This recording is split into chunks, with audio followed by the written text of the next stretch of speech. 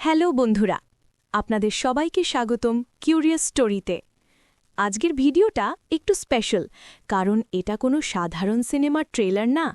এটা থলাপতি বিজয়ের শেষ সিনেমা বলে দাবি করা হচ্ছে, জননায়গন বা জননেতা। প্রশ্ন একটাই, এই ট্রেলার কি সেই আবেগের যোগ্য হতে পেরেছে?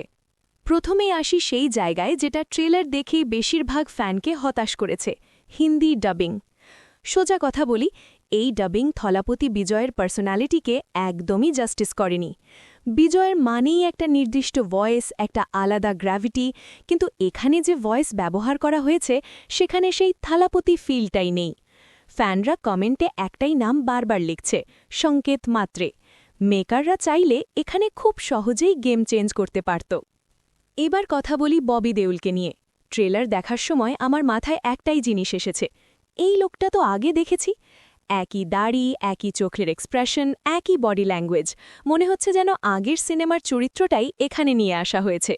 ভিলেন শক্তিশালী ঠিক আছে, কিন্তু নতুন কিছু না থাকলে ইম্প্যাক্ট কমে যায়, আর এখানেই ববি দেওল একটু পিছিয়ে।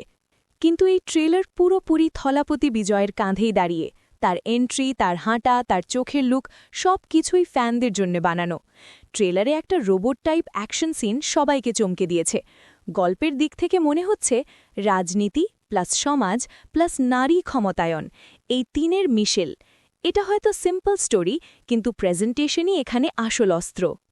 অনিরুদ্ধের ব্যাকগ্রাউন্ড মিউজিক খারাপ না, কিন্তু আগের মতো গায়ে কাটা দেওয়া মুহূর্ত খুব বেশি নেই। তবুও একটা কথা পরিষ্কার, এই সিনেমা হিট বা ফ্লপ হবে রিভিউ দিয়ে না, হবে ফ্যানদের আবেগ দিয়ে। থলাপতি বিজয়ের শেষ ছবি মানেই এটা একটা উৎসব।